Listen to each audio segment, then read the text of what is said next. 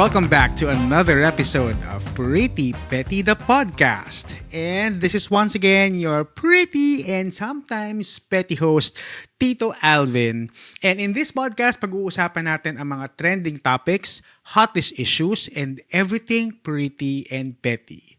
Kung first time mo dito, please consider subscribing to our YouTube channel by clicking on that subscribe button and click nyo na rin yung notification bell para updated ka sa mga bagong episodes.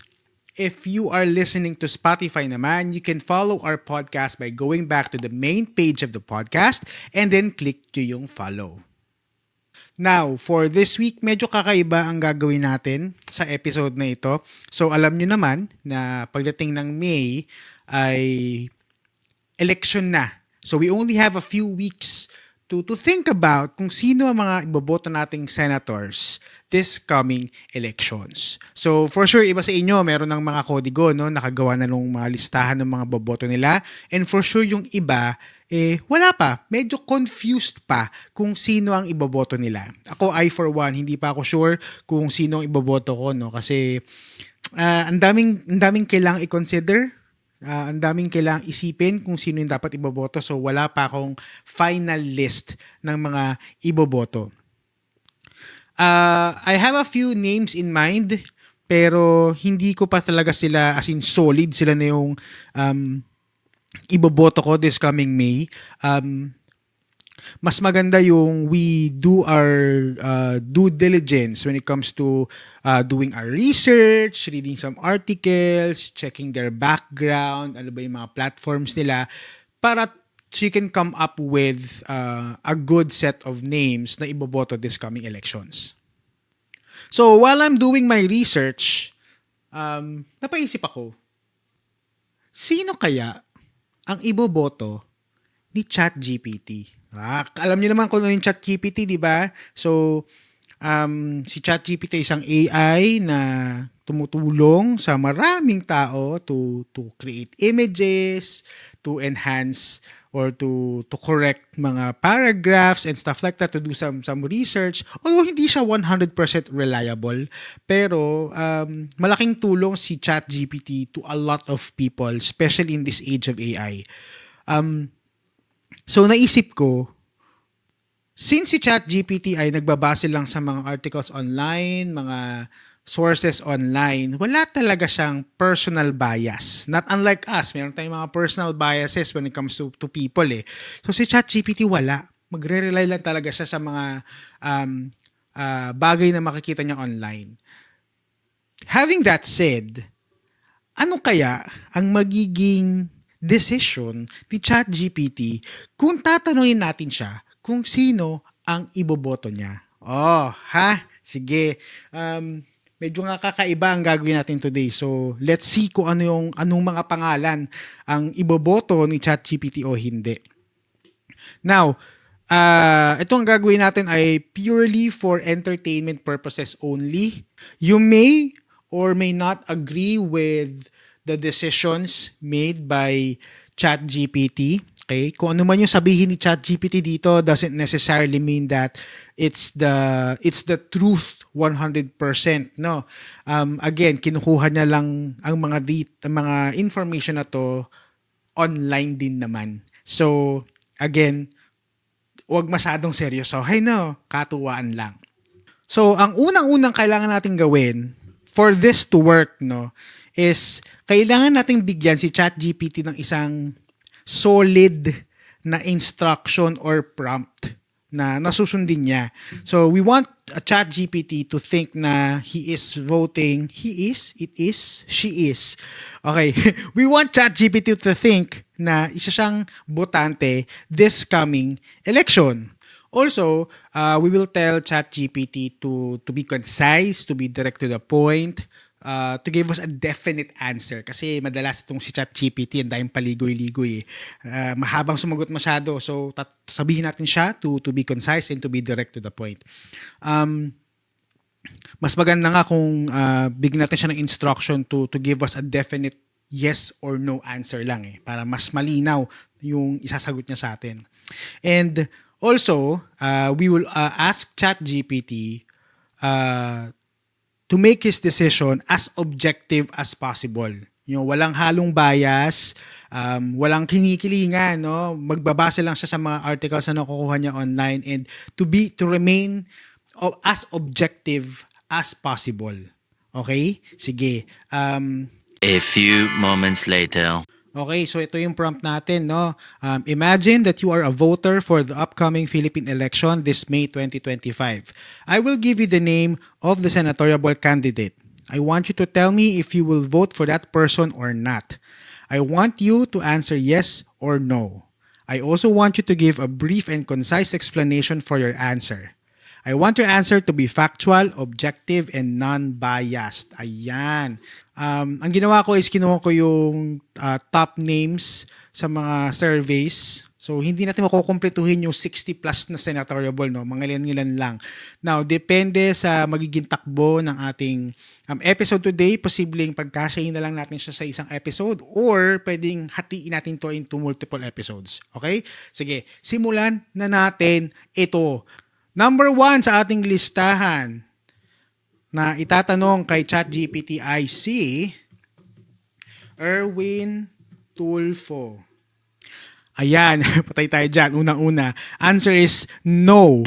I would not vote for Erwin Tulfo in the upcoming 2025 Philippine senatorial elections.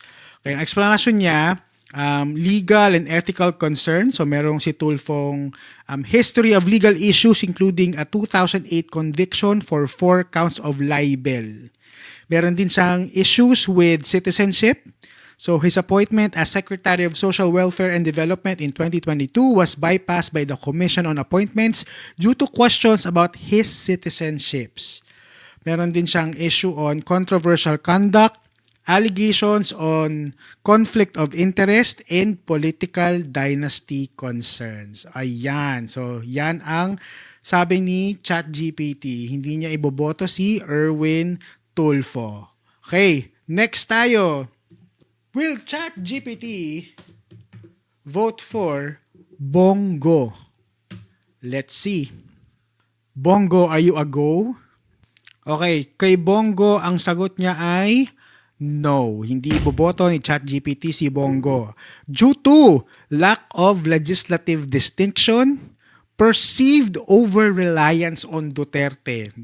Okay, obvious naman yan. Questions on accountability and oversight, image and public perception. Kasi ang persona daw niya ay nagli-lean on charity work and malasakit branding, but this has drawn criticism as being more populist and performative than rooted in substantive policy, reform, or institution building. Next tayo. Next sa ating listahan. ChatGPT, will you vote for Ronald Bato de la Rosa? Malalaman natin. Ronald Bato de la Rosa. Okay. The answer is no. ChatGPT will not vote for Ronald Bato de la Rosa.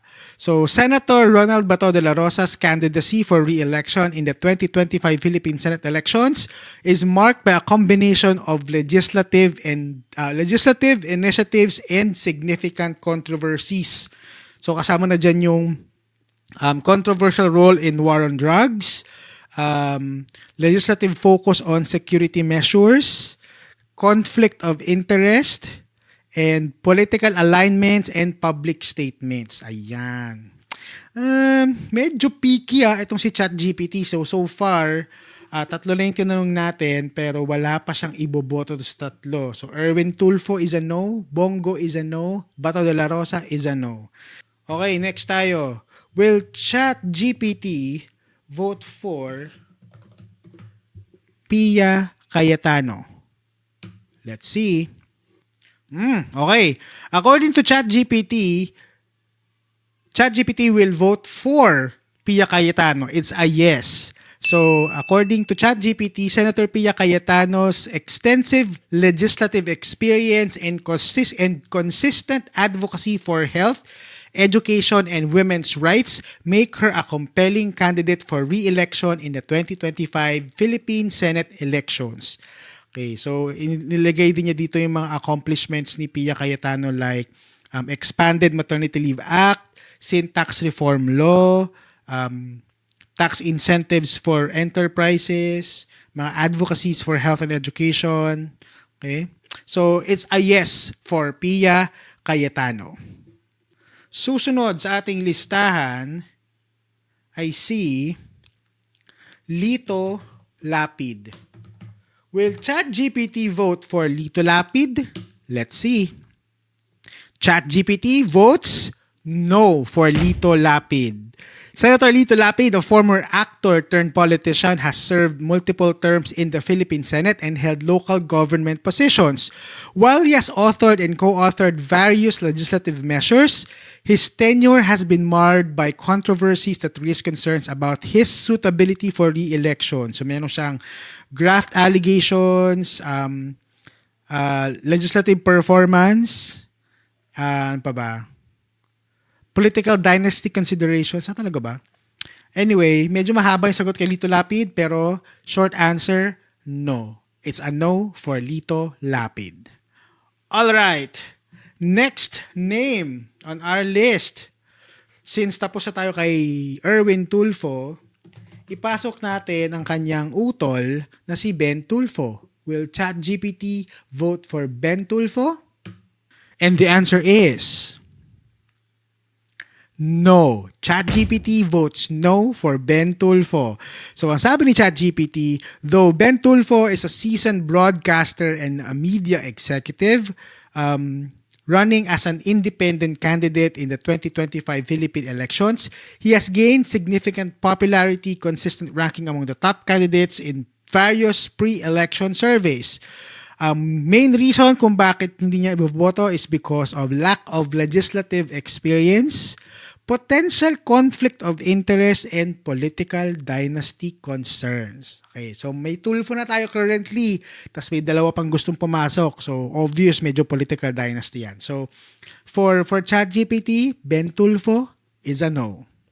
Next on our list, medyo mataas siya sa survey pero let's see if ChatGPT will vote for Panfilo Lacson. So ChatGPT, iboboto mo ba si Panfilo Lacson, si Ping Lacson? And his answer, or ChatGPT's answer, is a yes. Okay. Panfilo Lacson brings extensive experience and a strong anti-corruption stance to his 2025 senatorial bid. So, nilista ni ChatGPT yung mga legislative accomplishments niya like Anti-Hazing Act of 2018, Anti-Red Tape Act, and Anti-Terrorism Act. Andito rin yung anti-corruption advocacy, public service record, ano pa ba? And yung mga political stance ni Ping Lacson. So, for Ping Lacson, it's a yes. Sundan na din natin yan ng susunod nating kandidato, dating mayor ng Makati, Abby Binay. Iboboto ka ba ni ChatGPT? We'll see. According kay ChatGPT, yes, iboboto niya si Abby Binay. Okay, so sabi ni ChatGPT, Abby Binay is a seasoned public servant with a track record in both legislative and executive roles. Her candidacy for the Senate in May 2025 elections is backed by her extensive experience and policy-driven agenda. So, ayun na nga yung experience niya dahil dati siyang mayor. Policy priorities. So, ang policy daw ni Binay is amending the local government code, improving social programs, and strengthening disaster preparedness. Meron din siyang advocacy for women and youth, engagements with local government, tapos yung mga controversies niya dito din. So, for Abby Binay, it's a yes. Moving on to our next candidate. Okay, ito matagal na to sa Senado Will ChatGPT vote for Tito Soto? We'll see. Iboboto ba ni ChatGPT si dating Senate President Tito Soto? Aray ko. Okay, the answer is a yes. Medyo matagal lang siya mag-explain, no? Pero nauna na yung yes. So, iboboto ni ChatGPT si Tito Soto. Ang explanation niya, Tito Soto is a seasoned legislator with a political career spanning over 3 decades. He has served 4 non-consecutive terms in the Senate since 1992, holding positions like Senate President, Majority Leader, and Minority Leader. His extensive experience in legislative processes and governance is a significant asset. Okay, so iboboto niya si Tito Soto mainly because of his experience. Marami na rin mga contribution si Tito Soto sa batas natin, no, like the Comprehensive Dangerous Drugs Act, Expanded Senior Citizens Act of 2010, Anti-Drunk and Drug Driving Act of 2023, and Tax Reform for Acceleration and Inclusion, or yung TRAIN Law. Ayan. So for Tito Soto, it's a yes. Next natin ay, ito notorious to, Ramon Bong Revilla Jr. Will ChatGPT vote for Bong? Point blank, no. Bong Revilla is a veteran politician and actor who has served multiple terms in the Senate. While he has legislative experience and public recognition, his political career has been marred by significant controversies, particularly his involvement in the Priority Development Assistance Fund or PDAF scam. Although may experience siya na involved siya sa scam, yung PDAF scam na nga yan, so yung mga pork barrel na yan, tapos convicted din siya, di ba? He was found guilty sa isang kasong final sa kanya. So maybe that's one of the main reasons why ChatGPT is not voting for Bong Revilla Jr. Next. Ito pa isa, medyo maingay din to. Will ChatGPT vote for another Villar? Will ChatGPT vote for Camille Villar? Let's see. Okay, so ayan. So for Camille Villar, ChatGPT votes a yes. So Camille Villar is a seasoned legislator with a strong track record in public service. And as the current representative of Las Piñas City and Deputy Speaker of the House of Representatives, she has demonstrated leadership and legislative acumen. Her platform focuses on empowering women, enhancing healthcare access, and promoting entrepreneurship and addressing food security. Okay, susunod. Will ChatGPT vote for Bam Aquino? Tignan natin. Bam Aquino. So, sabi ni ChatGPT, yes. Okay. Iboboto ni ChatGPT si Bam Aquino. Bakit? Ba't mo siya iboboto, ChatGPT? Walang explanation. Yes lang. Ayun. Medyo mahaba pero paiksi na lang natin. So, Bam Aquino is a former senator and social entrepreneur with a proven track record in legislation and public service. So his legislative accomplishments include the Go Negosyo Act, which established negosyo centers nationwide, Universal Access to Quality Tertiary Education Act, which is institutionalized free tuition in public universities and colleges. Ayan. So ChatGPT votes a yes for Bam Aquino. Next. Will ChatGPT vote for the ally of Bam Aquino, Kiko Pangilinan? Tingnan natin kung iboboto ni ChatGPT si Kiko Pangilinan. Dan. Iisip pa, tagal mag-isip pa. So while waiting, so hindi pa kayo naka-follow sa ating YouTube account, please go ahead, follow nyo, like, subscribe nyo yung YouTube page natin, and follow nyo rin ako sa Spotify. Okay. Will ChatGPT vote for Kiko Pangilinan? Tagal ha, ChatGPT. Pagod ka na? Pagod ka na ba? Okay. Ang sabi ni ChatGPT, yes. ChatGPT will vote for Francis Kiko Pangilinan. So, apart from being a seasoned public servant with a commendable legislative track record, he served as a senator from 2001 to 2013 and from 2016 to 2022. He authored and co-authored over 150 laws, including the Sagip Saga Act that support farmers and fisher folks, and the expanded maternity leave law, which extended paid maternity leave to 105 days. So for Kiko Pangilinan, ChatGPT votes a yes. Next! Ang next natin sa listahan ay ang People's Champ, Manny Pacquiao. So tignan natin kung iboboto ni ChatGPT si Manny Pacquiao. Okay, ChatGPT will not vote for Manny Pacquiao. So, ang sabi niya dito, Manny Pacquiao is a former senator and congressman with notable background in boxing. He authored and co-authored several laws, including the Universal Access to Quality Tertiary Education Act, which is yung free tuition in public universities and colleges. However, his legislative record has been criticized for limited attendance and low number of bills passed into law.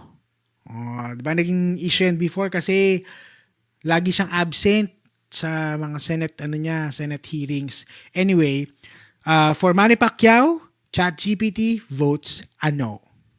Okay, siguro gawin natin 2 episodes to, no? Pero gawa muna tayo ng last bago tayo mag part 2. So last for part 1, will ChatGPT vote for Philip Salvador? Hanap yung last natin for this episode. Philip Salvador talaga. Okay, so for Philip Salvador, ChatGPT will not vote for Philip Salvador. So, sabi niya dito, Philip Salvador, a veteran actor, has filed candidacy for the Philippine Senate in May 2025. While he has a long-standing career in the entertainment industry, there is limited public information regarding his legislative experiences or specific policy platform. Apart from being endorsed by former President Rodrigo Duterte and Vice President Sara Duterte, indicating political backing. Pero apart from that, wala tayong experience or wala tayong alam sa mga platforms ng isang Philip Salvador. O ayan, siguro ito muna yung top 15 dun sa survey na nakuha ko ang gawin natin, tapos mag part 2 na lang tayo ng next 15. Pero dito ko muna ihihinto itong episode na to. So, kung nagustuhan mo ang episode na ito, feel free to share it with your friends, family. Don't forget to subscribe to our YouTube channel and follow us on Spotify. You can also catch me on our social media pages found on the link you see at the bottom of their screen, or you can just go to linktr.ee/prettypettythepodcast.